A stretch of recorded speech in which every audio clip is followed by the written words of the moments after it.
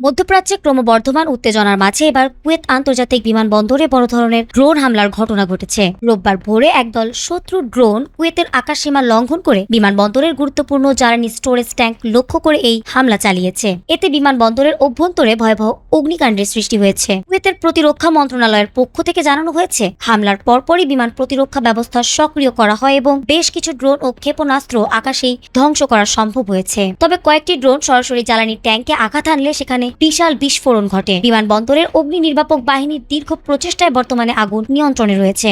এই ঘটনায় অবকাঠামোগত ব্যাপক ক্ষয়ক্ষতি হলেও এখন পর্যন্ত কোনো প্রাণহানির খবর পাওয়া যায়নি। ইরানের রাষ্ট্রীয় টেলিভিশন এই হামলার দায় স্বীকার করেছে। তেহরানের পক্ষ থেকে দাবি করা হয়েছে, কুয়েতে অবস্থানরত মার্কিন সামরিক ঘাঁটি ও সংশ্লিষ্ট স্থাপনাগুলো লক্ষ্য করে এই অভিযান চালানো হয়েছে। মূলত ইরান ও ইসরায়েল মার্কিন জোটের মধ্যে চলমান ছায়াযুদ্ধের অংশ হিসেবেই কুয়েতকে লক্ষ্যবস্তু করা হয়েছে বলে মনে করছেন বিশ্লেষকরা। উল্লেখযোগ্য, গত 2 মার্চ থেকে সর্বোচ্চ নিরাপত্তার সতর্কতার অংশ হিসেবে কুয়েত বিমানবন্দরের সকল বাণিজ্যিক ফ্লাইট স্থগিত রাখা হয়েছিল। ফলে সাধারণ যাত্রীরা এই হামলার ঝুঁকি থেকে রক্ষা পেয়েছেন। বর্তমানে বিমানবন্দরের নিরাপত্তা জোরদার করা হয়েছে এবং কুয়েতি সামরিক বাহিনীর সম্ভাব্য পরবর্তী হামলার মোকাবিলায় উচ্চ সতর্কতায় রয়েছে। এই ঘটনাটি উপসাগরীয় অঞ্চলের সামগ্রিক স্থিতিশীলতা ও বিশ্ব জ্বালানি বাজারের ওপর নতুন করে উদ্বেগের ছায়া ফেলেছে।